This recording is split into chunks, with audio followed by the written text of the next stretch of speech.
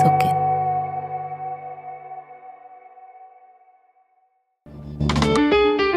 Bienvenue dans La Grande Conversation, le podcast de Terra Nova et Soken. Je suis Manon Duboc, chercheuse en sciences sociales, et avec Marc-Olivier Padis, directeur des études chez Terra Nova, nous recevons Marie Lajus. Marie Lajus, bonjour. Bonjour. Nous avons le plaisir de vous recevoir parce que vous avez co-signé cet automne une note pour Terra Nova intitulée « Reconstruire le lien police-population, un défi démocratique auquel les policiers ont tout à gagner ».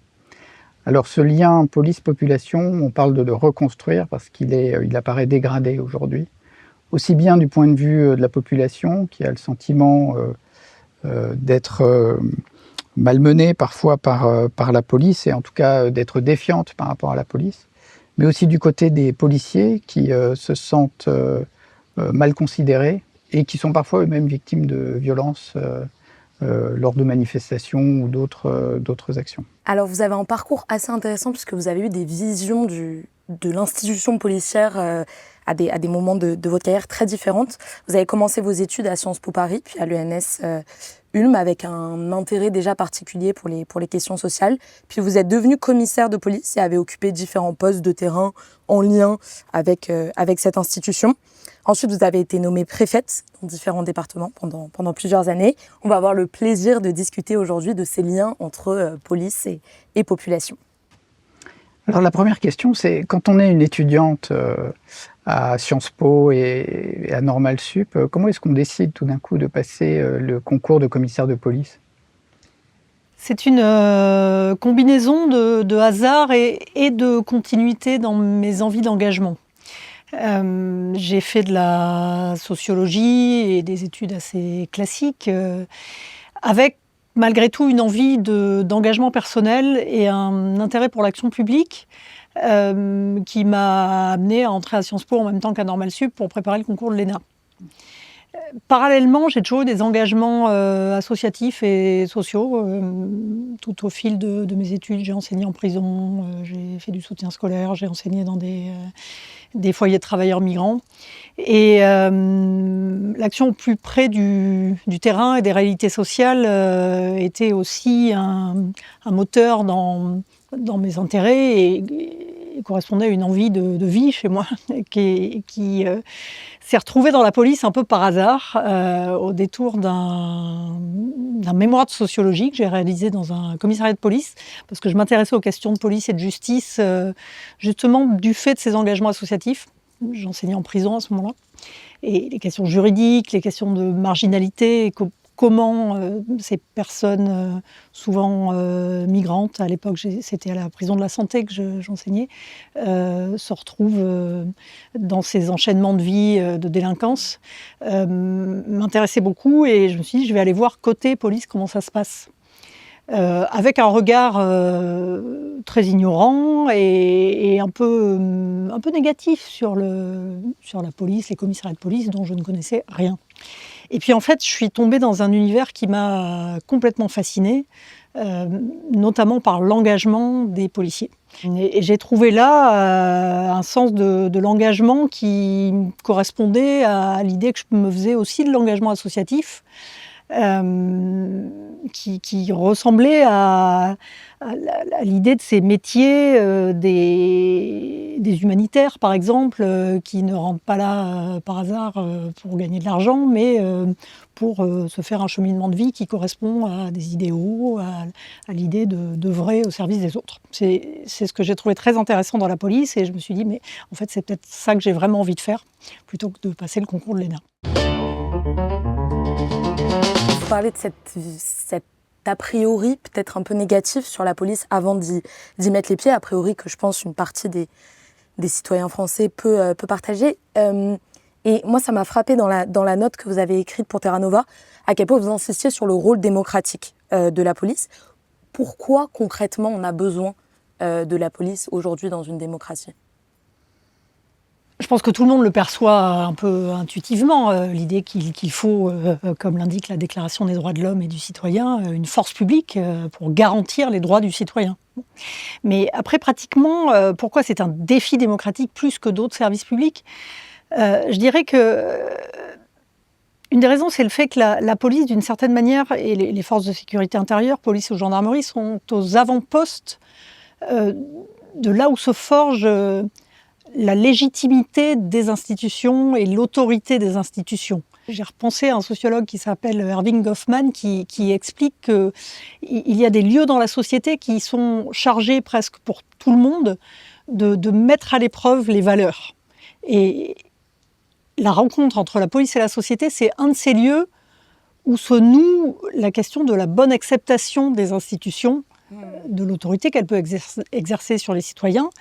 Et si ça ne se passe pas bien à cet endroit-là, ça met en péril l'ensemble de l'image institutionnelle et l'ensemble de l'image des institutions vis-à-vis des citoyens, me semble-t-il. Une société qui ne marche pas bien, ça se voit aussi à la relation, ou en tout cas des institutions qui ne fonctionnent pas bien, ça se voit aussi à la relation qu'elles nouent au travers de la police avec les citoyens. Et il me semble que ce sur quoi on a travaillé, à savoir les difficultés actuelles de relations entre la police et les citoyens, c'est un signe de dysfonctionnement peut-être plus généraux qui existent aujourd'hui entre les institutions démocratiques et les citoyens.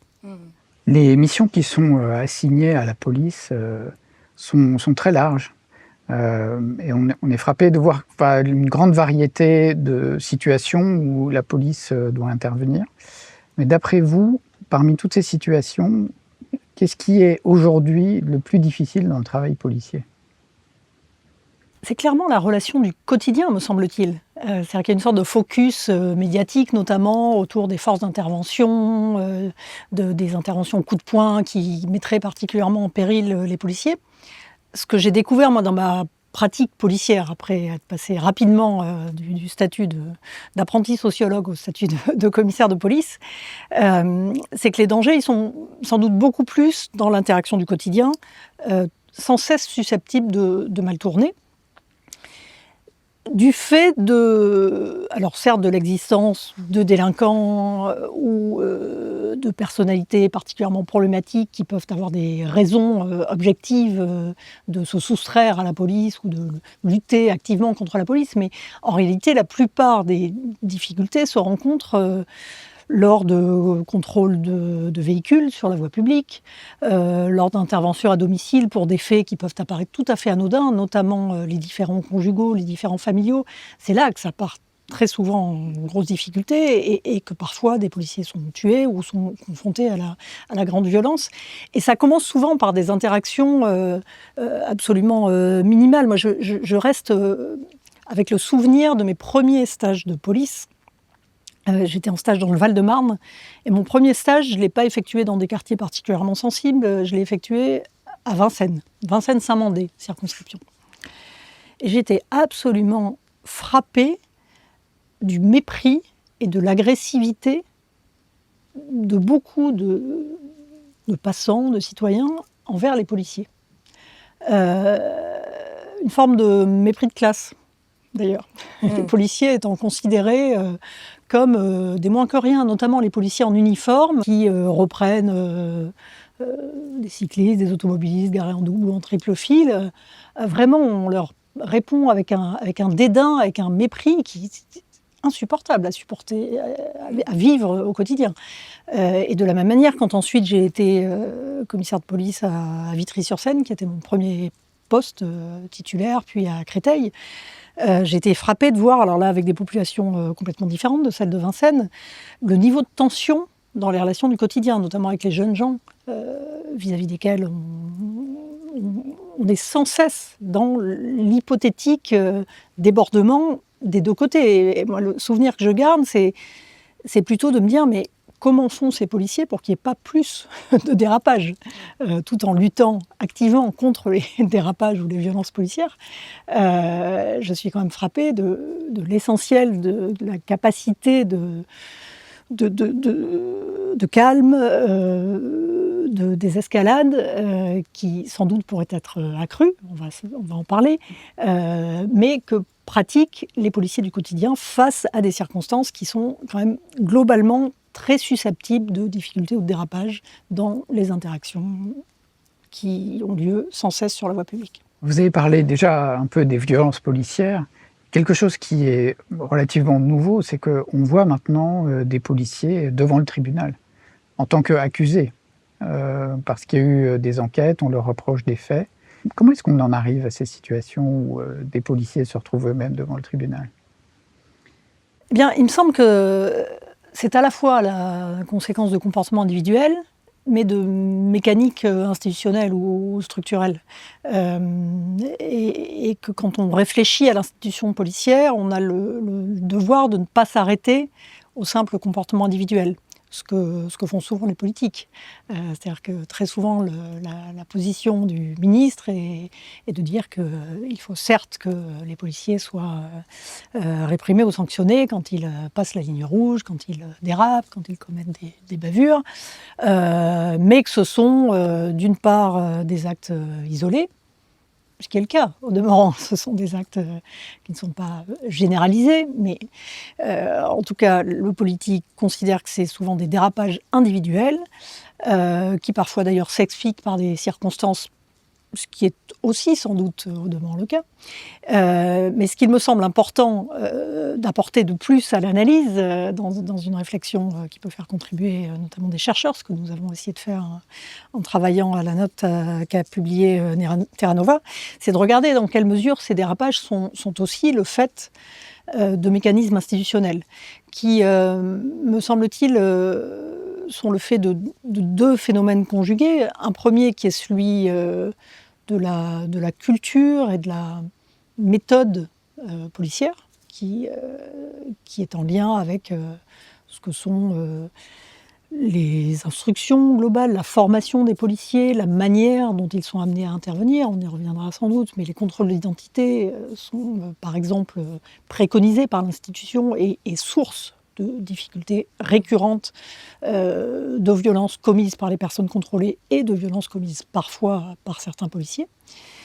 Et c'est aussi le fait de commandes ou d'injonctions de nature plus politique. En matière de maintien de l'ordre, par exemple, il faut se poser la question des méthodes et de la formation au maintien de l'ordre. Il faut aussi se poser la question de l'orientation politique que tel ou tel gouvernement entend prendre face à des mouvements de manifestations massives. Les Gilets jaunes en sont un bon exemple.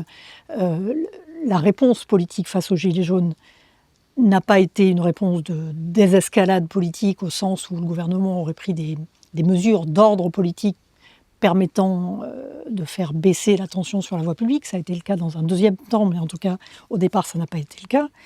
Et puis, la réponse politique a été aussi une orientation de la réponse policière très offensive.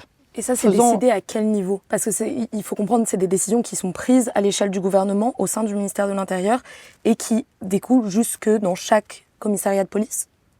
Bien sûr, les orientations, d'abord, sont de nature de politique publique. En l'espèce, pas d'ouverture de débat ou de discussion face à un mouvement avec lequel il aurait sans doute été très difficile d'échanger ou de discuter, hein, j'en conviens volontiers. Mais il y a aussi une modalité de réponse en matière de maintien de l'ordre qui est une combinaison de décisions ministérielles, voire présidentielles, et de techniques policières. Mais au-dessus de la technique policière, il y a une orientation politique, qui est celle du ministre de l'Intérieur ou du Premier ministre, sur la manière de réprimer, qui a été comparée à d'autres mouvements sociaux ou à des phénomènes sociaux se produisant, y compris dans d'autres pays, manifestement offensive. Une réponse de confrontation avec sans doute, du fait des premiers week-ends qui sont quand même déroulés avec de grosses difficultés, une part de peur aussi des institutions. Jusqu'au plus haut niveau de l'État, il y a eu une vraie crainte qui s'est faite jour au début du mouvement des Gilets jaunes, mais qui a amené à une réponse, encore une fois, très offensive, qui a pu amener un certain nombre de policiers à commettre des actes de violence qui sont individuellement répréhensibles, bien sûr, mais sur lesquels je pense qu'il faut se questionner également sur l'orientation globale et l'orientation politique, que ce soit face aux Gilets jaunes, face aux antivax, face au mouvement des retraites, etc. On va rentrer plus en détail sur ces exemples, mais peut-être juste sur cette question institutionnelle et l'importance des décisions politiques dans le fonctionnement effectif de la police. Ça a toujours été le cas, ou c'est une évolution, si on regarde sur les dernières décennies, et d'un renforcement de ces décisions politiques et de cette instrumentalisation de la police à des fins politiques? Alors, l'histoire du maintien de l'ordre en France est émaillée de drames ou de réussites, mais qui tous s'inscrivent dans une réponse politique donnée au plus haut niveau de l'État. J'aime souvent revenir à mai 68, qui a été une expérience de maintien de l'ordre extrêmement intéressante en France, de maintien de l'ordre qui s'est plutôt bien déroulée, à l'occasion de laquelle le responsable qui est à la frontière entre le politique et le technique, qui est le préfet de police, a fait un choix sur les modalités de réponse dont il a discuté avec le général de Gaulle à l'époque, qui était un choix de désescalade et de limitation des violences policières. D'autres événements dramatiques de maintien de l'ordre en France sont le fait de choix complètement différents, de répression, de mouvements de mineurs ou de travailleurs de diverses origines ou de syndicalistes, face auxquels, ou à l'après-guerre, Jules Mock a fait un choix de répression, de grandes grèves, avec des violences commises des deux côtés. Mais donc, il me semble important dans toutes ces situations de se poser à chaque fois la question de savoir quel est le niveau de décision et quelle est la manière dont les techniciens puis les policiers interviennent. Je suis souvent choquée de la façon dont le débat public se concentre sur les policiers de terrain qui mettent en œuvre des instructions, qui ne les exonèrent pas de responsabilité individuelle. Il ne faut pas se méprendre sur ce que je souhaite indiquer, mais il faut quand même se poser la question des responsabilités politiques sur notamment ce qui a trait au maintien de l'ordre. On va justement rentrer un peu dans le détail de ces dossiers, maintien de l'ordre, contrôle d'identité. Ce qui est surprenant avec le maintien de l'ordre, c'est que vous avez rappelé immédiatement ce souvenir de mai 68 où les violences ont été contenues. On a le sentiment d'une espèce de perte de professionnalité des policiers eux-mêmes, ou en l'occurrence des corps qui sont chargés du maintien de l'ordre, plutôt les CRS, face à des manifestations, alors que chez nos voisins, une réflexion a été menée sur l'évolution des formes des manifestations elles-mêmes, parce qu'il faut dire aussi que les policiers sont confrontés à une évolution des formes de manifestations. Mais la France est restée sur le côté de ce mouvement. Donc comment expliquer ce qui est aujourd'hui un phénomène très singulier de la France, un peu un isolat en Europe sur cette question du maintien de l'ordre? On a le sentiment, en effet, que dans ce pays, la réflexion sur les manières de faire la police s'est un peu arrêtée. Je dirais, à l'époque de la police de proximité, qui a été un grand moment de réflexion, à la fois politique, académique, technique, sur la manière de faire la police. Il n'y a pas eu tant de moments que ça en France d'implication de la société, au sens peut-être le plus large, sur la manière de faire la police. Sur ce qui a trait au maintien de l'ordre, c'est le cas aussi. La France avait la réputation d'être un pays très avancé en matière de technique de maintien de l'ordre, parce que, ayant été confronté à de grands mouvements sociaux, notamment 1068, mais pas uniquement, qui avaient suscité une réflexion, une adaptation, avec une doctrine de maintien de l'ordre dite à la française, qui reposait aussi sur les typologies ou les modalités des manifestants eux-mêmes. C'est-à-dire que la France était traditionnellement régulièrement embarqués dans de grands mouvements manifestants, mais qui avaient la caractéristique d'être assez encadrés, et notamment par le mouvement syndical. Face à des manifestations encadrées par le mouvement syndical, la manière de réagir des autorités publiques françaises était une manière assez massive, consistant à montrer des forces importantes, avec des forces de maintien de l'ordre constituées, très professionnelles, que sont les compagnies républicaines de sécurité pour la police et les gendarmes mobiles pour la gendarmerie nationale, dont la pratique consistait à se masser de manière assez volumineuse. Je me souviens qu'à l'école des commissaires de police, on nous expliquait que c'était la technique du chat qui fait le gros dos, c'est-à-dire qu'il gonfle ses poils pour être très impressionnant face à un adversaire vis-à-vis duquel, finalement, il n'aura qu'à être peu confronté, puisque cette technique de dissuasion constitue une logique consistant à faire peur, être proche des manifestants. Et pendant des années, ça a assez bien marché, jusqu'à l'irruption de nouveaux mouvements manifestants, beaucoup moins encadrés, à partir des années 90. Ces phénomènes d'organisation de black blocs ponctuels qui viennent harceler les forces de l'ordre, puis des mouvements beaucoup moins cadrés par les mouvements syndicaux ou les mouvements politiques, avec des mouvements qui échappent au mouvement syndical en grande partie. Il faut dire que les mouvements syndicaux avaient leur propre service d'ordre qui encadrait les manifestations et donc qui en fait faisait le travail à la place des CRS et des gendarmes mobiles. Et donc tout ça permettait d'esquiver une confrontation directe. Ou en tout cas le faisait dans une forme de complémentarité et parfois de connexion aussi. C'est-à-dire que moi j'ai le souvenir d'avoir... j'ai pas fait beaucoup de maintien de l'ordre dans ma carrière, mais j'en ai fait un tout petit peu avec des mouvements syndicaux aux portes de prison. À l'époque, je travaillais dans le Val-de-Marne, aux prisons de Fresnes. Il y avait une sorte de jeu de rôle avec les syndicats. C'est-à-dire qu'on se mettait presque d'accord à l'avance sur le fait qu'au moment où les caméras étaient là, il fallait qu'il y ait un peu d'intervention policière, mais que ça restait dans un équilibre de force dans lequel il n'y aurait pas de dérapage, il n'y aurait pas de blessés. Et puis quand les caméras étaient reparties, on pouvait recommencer à échanger et se remettre à distance de manière beaucoup plus paisible ou pacifique. Ce jeu de rôle a largement disparu dans les années 2000 avec des mouvements en effet manifestants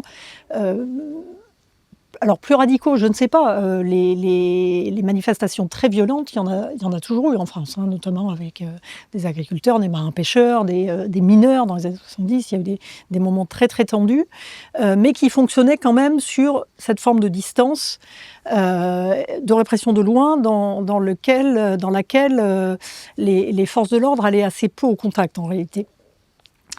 Dans les années 2000 se développent des mouvements dans lesquels l'intention manifestante est moins organisée, moins encadrée par le politique et par les syndicats, et dans lesquels vont être commis des actes de délinquance au passage. On se souvient des manifestations du contrat jeune dans les début des années 2000, enfin 2006, 2007. C'est là qu'on voit apparaître pour la première fois des actes de délinquance, de pillage, commis par des jeunes qui s'agrègent aux manifestants, qui ne sont pas forcément là pour des raisons politiques, mais qui commettent une délinquance d'acquisition, qui commettent des vols sur les manifestants ou sur des boutiques. Bon.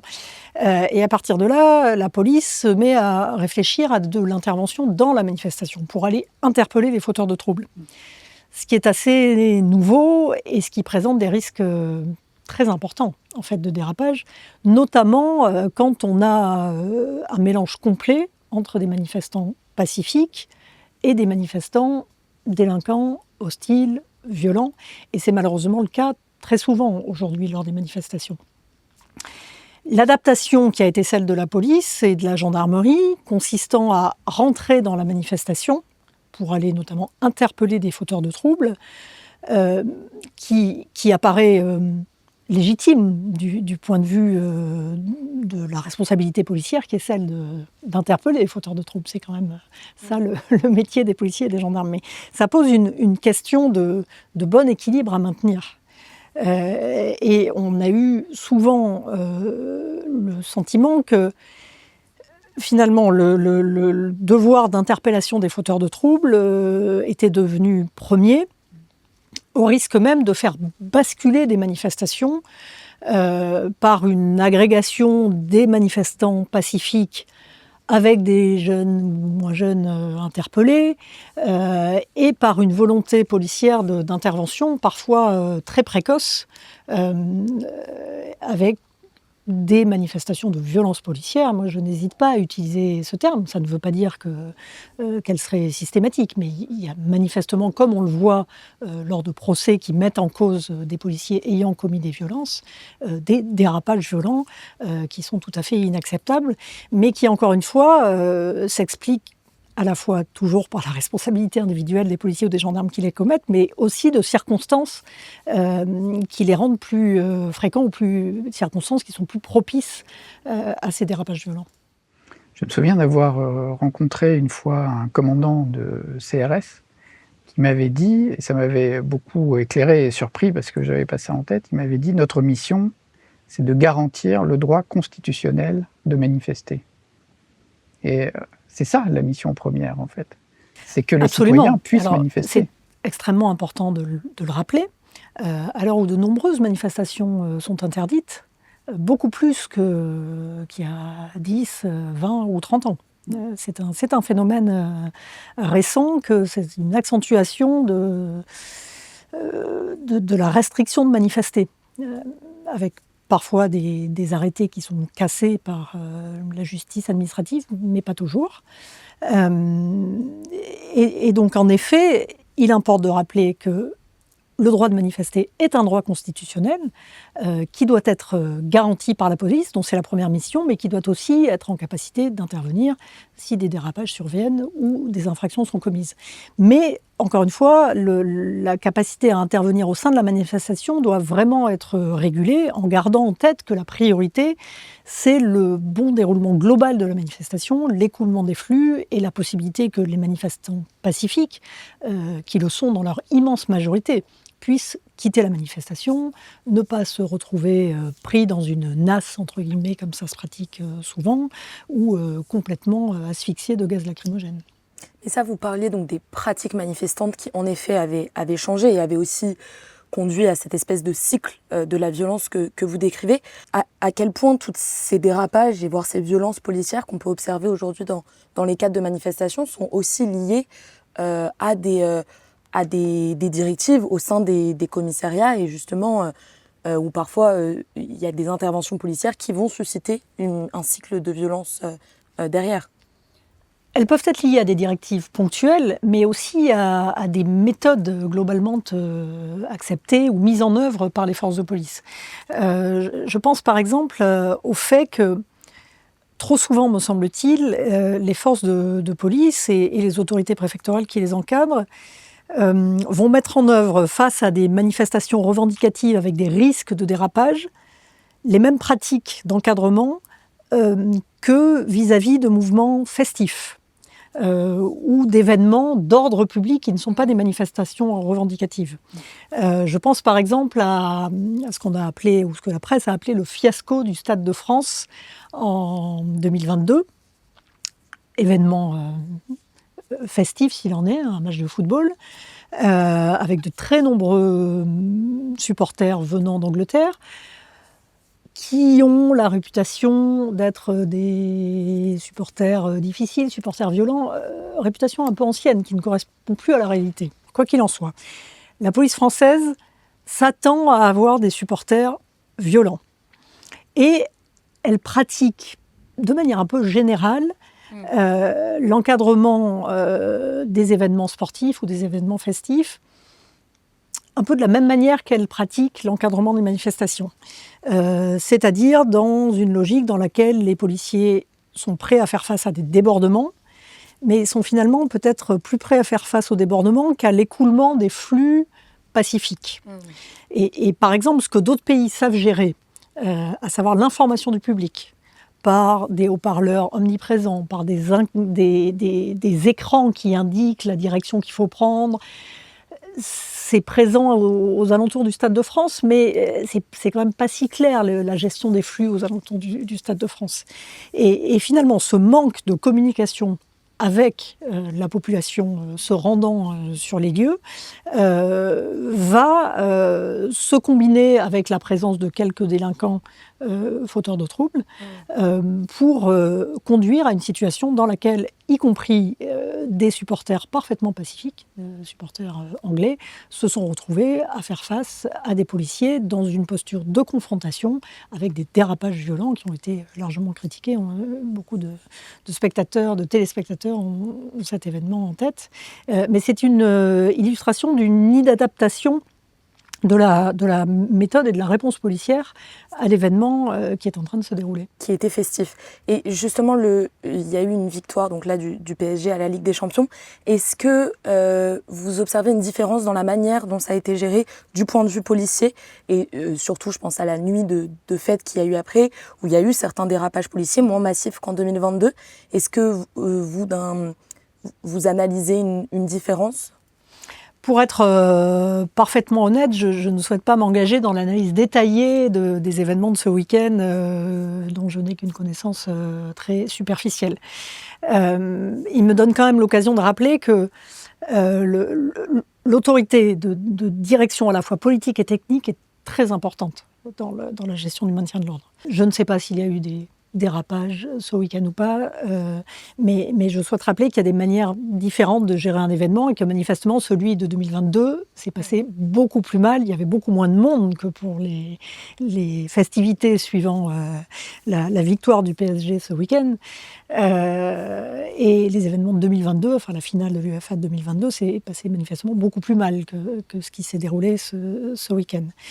Ce qu'il est important de rappeler aussi, c'est que d'autres pays sont parvenus à élaborer une doctrine et une pratique de la gestion des événements d'ordre public qui me paraît plus avancée que celle qui caractérise la France aujourd'hui, même s'il y a sans doute des évolutions, je crois, positives ces derniers mois dans la manière dont de grands événements publics ont été gérés, notamment par la préfecture de police de Paris, qui est le lieu qui accueille les plus grands événements.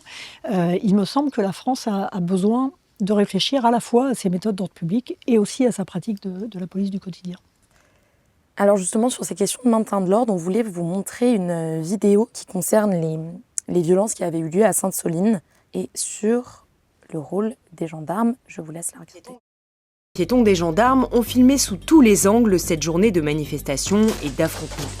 Ces dizaines d'heures de vidéos ont été saisies par l'Inspection générale de la gendarmerie nationale, qui les a visionnées. Pour autant, elle n'a pas averti la justice de tous les comportements problématiques qu'elle y a découverts. Mediapart a regardé 84 heures d'enregistrement. Donc les mecs, j'espère bien que ça va être un vrai kiff. Une GENL dans les couilles, ça fait dégager du monde. Hein. Bah, on va les manger, hein. Bah oui, faut les tuer. Ces images que nous révélons démontrent que les gendarmes ont effectué de nombreux tirs tendus de grenades lacrymogènes et explosives, ce qui est interdit. Et ce, sous les encouragements de leur chef. Tendu, tendu, tendu. On y découvre aussi des propos choquants, T'en crèves 2-3, ça calme. Ouais. témoignant d'une réelle volonté de blesser leurs adversaires. Fils de pute, pape de merde, c'est un chien. Au final, c'est une violence physique et verbale disproportionnée qui est visible dans les images de la gendarmerie. Bien joué. C'est bon ça. J'ai cru que le mec allait jamais se relever. Ah ouais, mais il a pris là. Il a dû la prendre pleine gueule. Ah, il a pris plein tête, hein. Chez.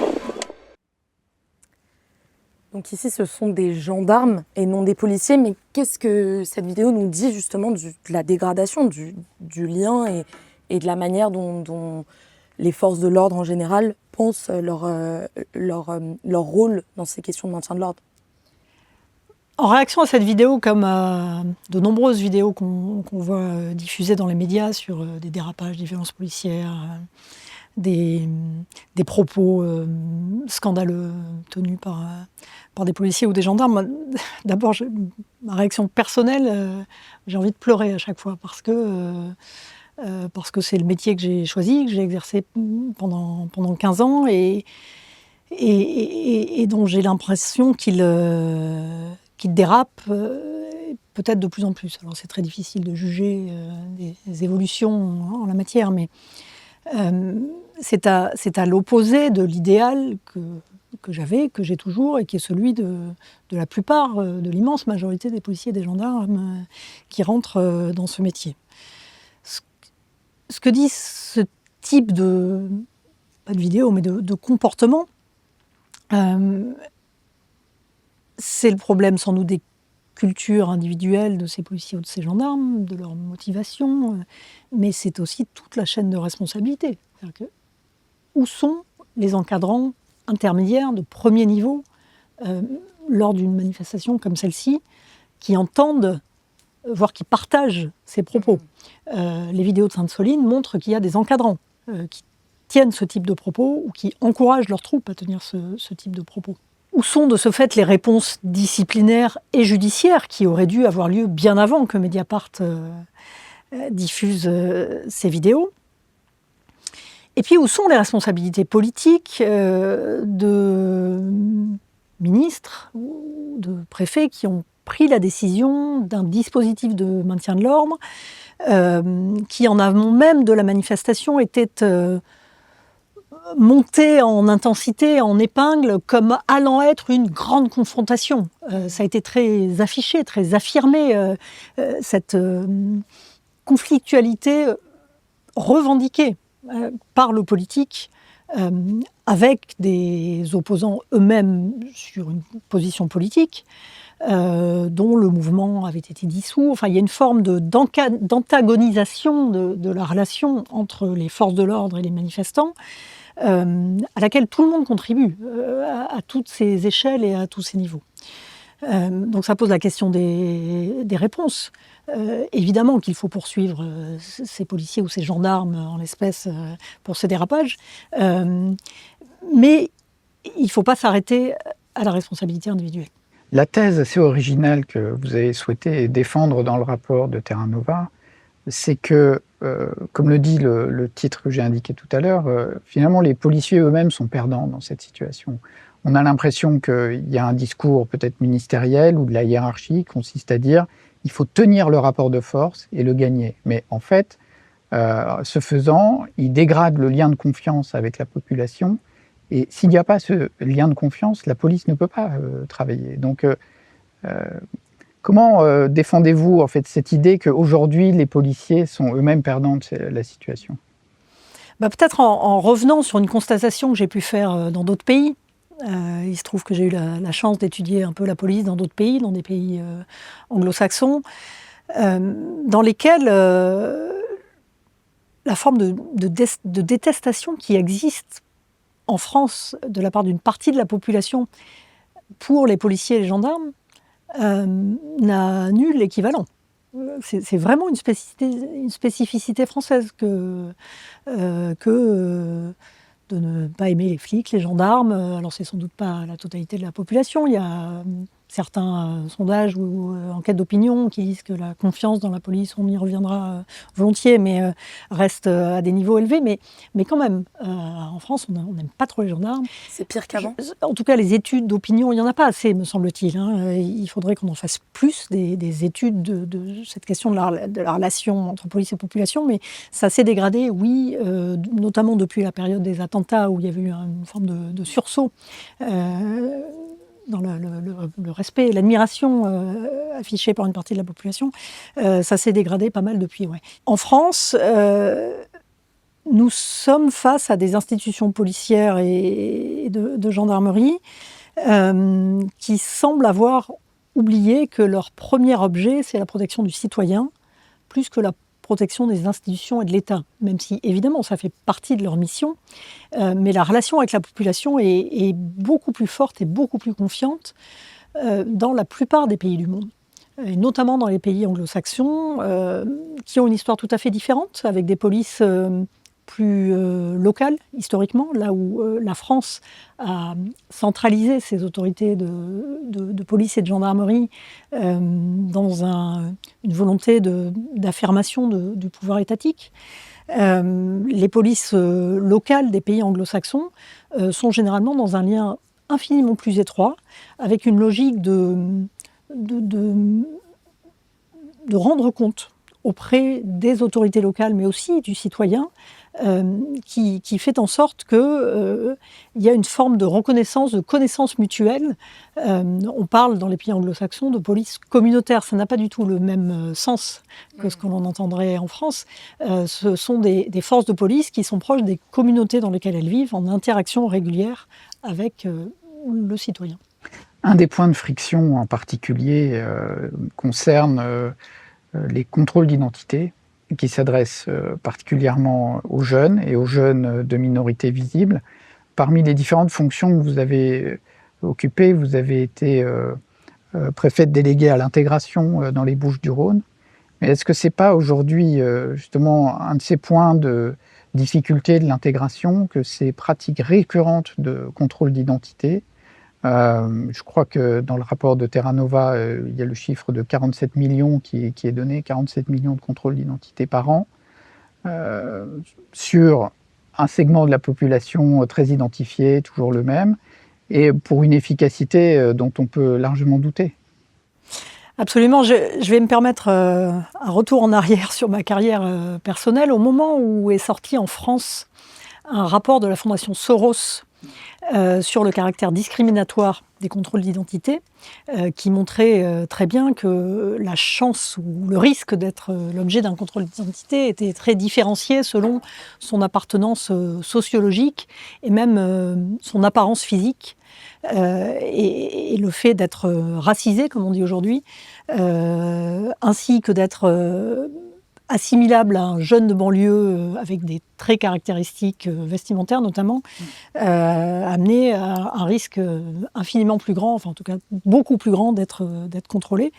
Le chiffre peut-être, c'est 80% des hommes qui sont perçus comme noirs ou arabes maghrébins de 25 ans déclarent avoir été contrôlés au moins une fois dans les 5 dernières années, alors que c'est seulement 16% quand on prend l'ensemble de la population. Et en gros, on a 3 à 4 fois plus de chances d'être contrôlé quand on est un jeune racisé que quand on est un jeune blanc. Et donc, j'étais à l'époque porte-parole de la police parisienne. Et j'essayais d'expliquer aux journalistes que, du point de vue policier, il n'est pas complètement absurde de ne pas procéder à des contrôles qui s'adressent à toutes les catégories de la population. Effectivement, le métier du policier n'est pas d'être un enquêteur de l'INSEE qui devrait contrôler de manière statistique la totalité de la population.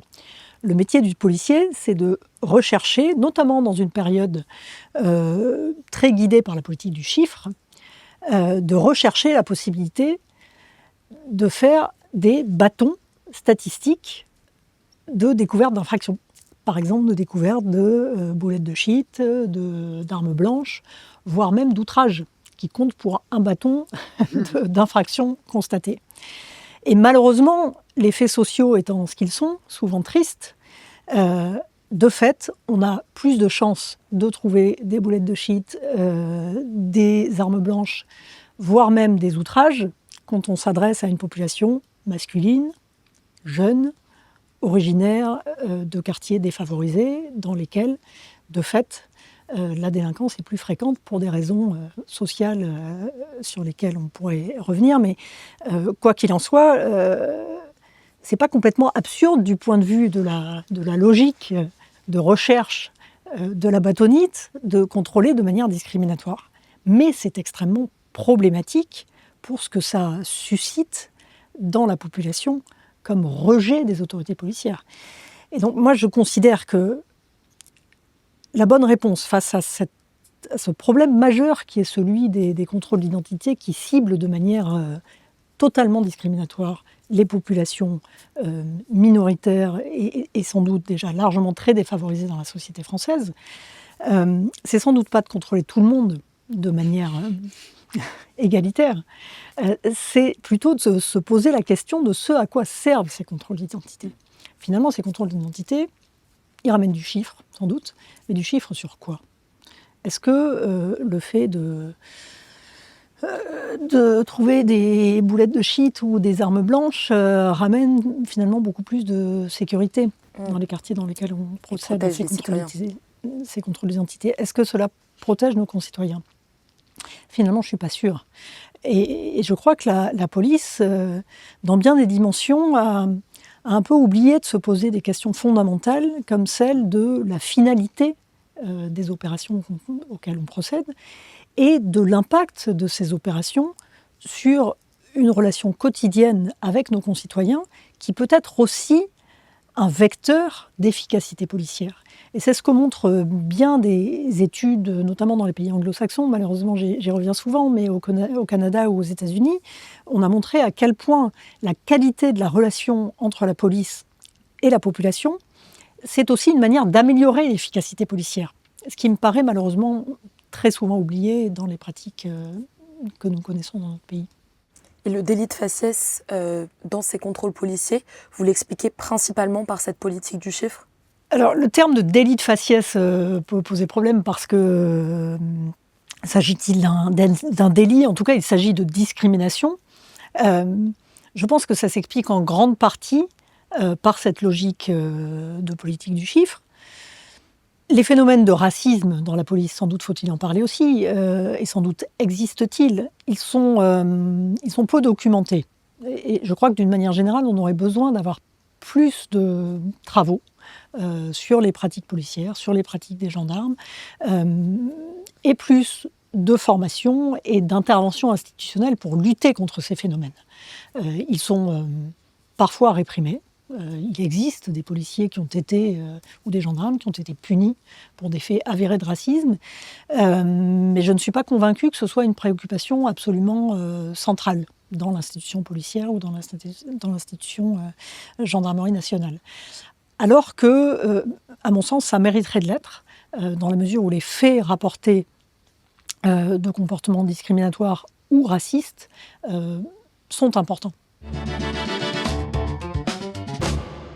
Alors, après avoir vu un peu toutes ces difficultés, fait un peu ce panorama, on pourrait en parler encore longtemps, mais on pourrait peut-être aborder un peu des solutions qui seraient possibles. Et la première question de ce point de vue-là, c'est par où on commence ? Quelle serait la première action à prendre pour améliorer le travail policier ? Je crois qu'il est très important d'interroger les principaux concernés, à la fois les policiers et nos concitoyens qui ont à faire face d'une manière ou d'une autre avec la police au quotidien. Nous vivons dans un pays dans lequel ce qu'on appelle les enquêtes de victimation sont très peu nombreuses. En fait, on sait peu quelles sont les interactions de la population avec la police, quelle est la part des faits punissables qui ne font pas l'objet de plaintes ou de déplacements vers les commissariats de police. On en a pas mal parlé à l'occasion de renforcement des politiques de lutte contre les violences sexistes et sexuelles qui ont fait apparaître le fait qu'une très grosse partie des violences sexistes et sexuelles ne sont pas rapportées aux forces de sécurité intérieure. Parallèlement, finalement, la parole des policiers ou des gendarmes est assez peu connue ou entendue. Elle est essentiellement rapportée par les syndicats, ce qui n'est pas anormal. Les syndicats ont un rôle à jouer. Mais je ne suis pas sûre que ce dont on parle parfois au détour de drames que sont les suicides policiers, le mal-être d'une partie des policiers soit finalement très bien connu, très bien documenté. Donc je pense qu'il est important de revenir sur quels sont les ressentis, encore une fois, des usagers et des policiers. Tout ceci pour se questionner sur quelque chose qui est plus difficile à changer que des règles ou des textes de loi, c'est la culture d'une institution. La culture policière, je pense, c'est beaucoup refermé ces dernières années, dans une logique un peu de forteresse assiégée, prise dans des mécanismes de conflits assez récurrents avec une partie de la population et d'éloignement vis-à-vis de la population. qui amène les policiers et les gendarmes à vivre un petit peu en vase clos. C'est quelque chose que j'ai pu constater aussi moi-même. Quand je suis entrée dans la police, il existait encore des policiers qui venaient au commissariat en prenant le métro en uniforme. Aujourd'hui, ça n'existe plus. Ils ne se baladent plus en uniforme. Ils ne quittent plus leur travail sans s'anonymiser et sans faire disparaître leur identité policière. Les policiers n'osent pas dire souvent qu'ils sont policiers ou qu'ils sont gendarmes.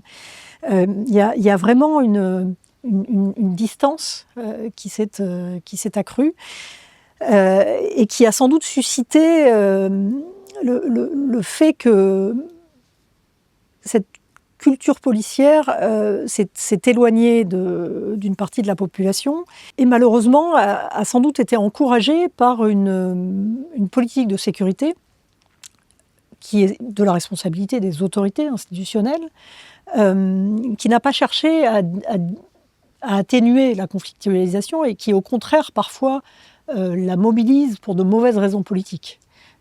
C'est-à-dire que la politique du chiffre, réponse souvent donnée à la préoccupation des Français sur la délinquance, c'est les statistiques de la délinquance. Ça a été largement mis en œuvre à l'époque du président Sarkozy. La seule réponse à l'inquiétude des Français sur la délinquance, c'était de dire nous améliorons nos chiffres. Ce qui, à mon sens, n'est pas une politique de réelle réponse au phénomène de délinquance. Ce qui amène les policiers à chercher l'infraction de manière confrontationnelle, très fréquente, plutôt qu'à chercher la résolution des problèmes. Quand on résout un problème, c'est un bâton de moins à enregistrer sur l'ordinateur. C'est malheureux. Et nous sommes à bien des égards encore un peu dans cette logique. Là où, encore une fois, d'autres services de police ailleurs dans le monde sont sur des logiques de résolution de problèmes, de désescalade, de prévention, pourrait-on dire, dont l'efficacité est sans doute beaucoup plus grande que ces logiques de conflit auxquelles amène la politique de chiffres ou la politique de réponse médiatique face à des flambées de difficultés ou de violences vis-à-vis desquelles on a parfois le sentiment que les autorités politiques du ministère de l'Intérieur à certains moments de notre histoire récente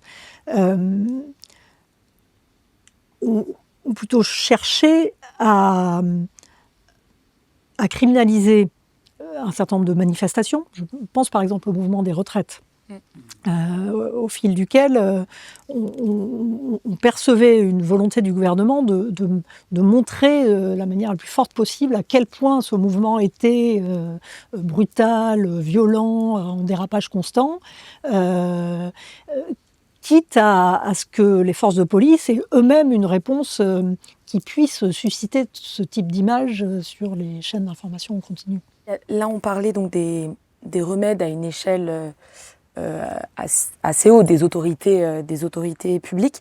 J'aimerais revenir sur les syndicats dont vous parliez à l'instant, les syndicats policiers, où on observe notamment une progression des idées d'extrême droite.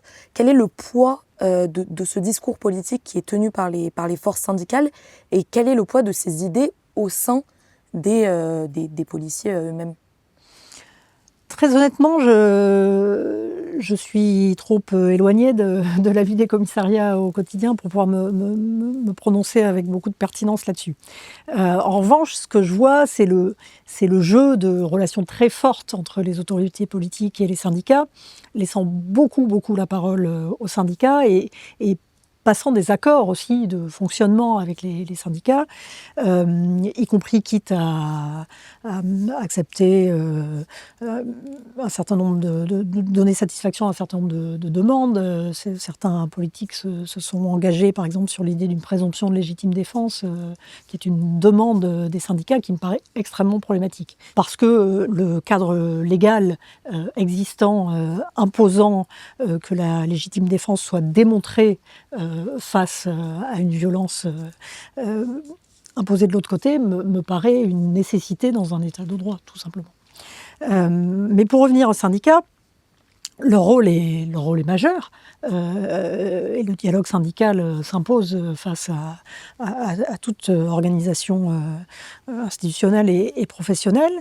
Mais il me semble que nous sommes arrivés dans un déséquilibre à des moments où, du côté des responsables institutionnels, que sont les responsables à la fois politiques et administratifs, disparaissait peu à peu l'ambition d'un cadrage, d'une évolution, d'une transformation des pratiques policières, laissant finalement une place sans doute trop importante à des revendications uniquement catégorielles, qui ne sont pas porteuses d'un projet stratégique ou politique de manière de faire fonctionner les forces de sécurité intérieure en France.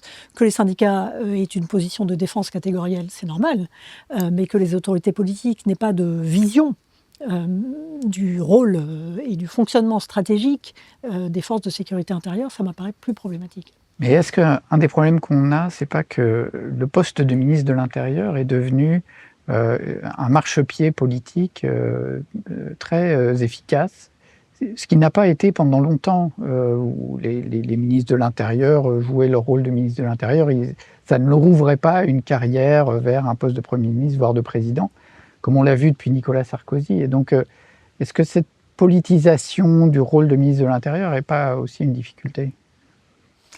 C'est à la fois la politisation du rôle de ministre de l'Intérieur, qui est sans doute une difficulté, et aussi la temporalité des réponses politiques et institutionnelles. Finalement, transformer les pratiques et la culture policière pour aller vers des logiques de désescalade, de proximité avec la population. Là encore, je vais revenir sur des pratiques de pays anglo-saxons qui évoquent les 4 termes d'une action policière efficace, qui se disent en anglais 4 E. Les 3 premiers fonctionnent en français. To engage, s'engager auprès de nos concitoyens. Explain, expliquer l'action de police. Encourage, encourager nos concitoyens lors d'une interaction avec la police, par exemple, quitter les lieux si quelqu'un se trouve dans un lieu interdit ou faire cesser l'infraction, donc encourager. Et le 4e E, en anglais c'est enforce, c'est-à-dire réprimer. La répression n'arrive que dans un 4e temps, potentiellement. Transformer les pratiques de police ou de gendarmerie pour aller vers des logiques de gestion de la délinquance, de l'ordre public, de la police du quotidien, qui aillent dans ce sens-là, c'est un travail en profondeur qui prendra, je l'espère, des mois ou des années. C'est l'objet d'un courage politique immense, me semble-t-il, mais c'est une réponse beaucoup moins rapide que des opérations coup de poing, des opérations place nette qui n'ont, je le crains, aucun effet de long terme sur l'évolution de la délinquance, des lieux de trafic de stupes. Mais ça fait des images au journal de 20 heures. Mais pour engager une évolution qui prendrait nécessairement plusieurs années, est-ce qu'il ne faut pas aussi commencer par la formation ? Évidemment, s'agissant de transformer les pratiques du quotidien, ça ne peut pas passer simplement par des directives ou des lois ou des circulaires qui donneraient des consignes du jour au lendemain. Ça passe par une conception globale de l'action de police qui puisse tout simplement restaurer les policiers dans une relation de confiance et d'admiration vis-à-vis de la population, qui existe d'ailleurs de la part d'une grande part de la population, mais à mon sens largement abîmée. Et ça passe bien entendu par la formation, une formation exigeante, qui soit attentive aux enjeux de contact avec nos concitoyens. C'est une part aujourd'hui assez minoritaire, malheureusement, du temps de formation qui est consacré à ça. Finalement, le quotidien du métier de police, il passe beaucoup plus par du contact dont il faut essayer de faire en sorte qu'il n'aille pas vers de la confrontation difficile et violente. Et ça passe en grande partie par la formation et par les capacités de sélectionner des policiers dont l'enjeu soit toujours, comme je les ai connus, de protéger nos concitoyens dans une relation saine et de service public avec les Français. Merci beaucoup. Avant de de clore cette discussion, on va passer à la petite conversation. Le principe, c'est que je vous pose quelques questions et que vous me répondez par des réponses courtes, ce qui vous vient sur le moment. Du tac au tac, la première qui fait écho à notre discussion à l'instant, la première chose qu'un policier devrait apprendre. Vous voyez ces interlocuteurs ? Alors, est-ce qu'il faut plutôt parler de force de l'ordre ou de gardien de la paix ? J'aime beaucoup ce terme de gardien de la paix, qui est la dénomination officielle du premier grade de policier. Selon vous, quels pays et quelles polices sont des modèles à suivre ? Vous nous avez parlé des pays anglo-saxons. Parmi les pays anglo-saxons, il y a toute forme de manière de faire la police, mais je crois que le Canada et le Québec en particulier sont très avancés. Est-ce que vous avez déjà été contrôlé par la police ? Eh bien non, mais ça s'explique statistiquement. Je fais partie de catégories de la population qui sont les moins contrôlées. Je suis une femme blanche, n'ayant pas d'apparence vestimentaire qui me rattache au quartier. Qu'est-ce que vous diriez à un jeune policier ou une jeune policière qui vient d'être diplômé ?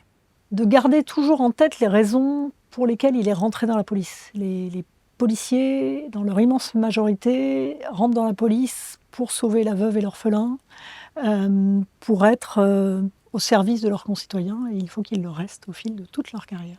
Merci beaucoup pour cette discussion qui était vraiment intéressante. On a appris plein de choses, donc c'était un plaisir de vous recevoir dans la grande conversation. Merci à vous, c'est assez rare d'avoir l'opportunité de parler de la sécurité et surtout des forces de police un peu en longueur, en profondeur, et je pense qu'on gagnerait à ce que ce soit beaucoup plus fréquent. Merci d'avoir écouté notre podcast. Vous pouvez retrouver tous les épisodes et toutes nos publications sur notre site et nos réseaux sociaux. Partagez l'épisode, parlez-en autour de vous pour faire vivre la conversation.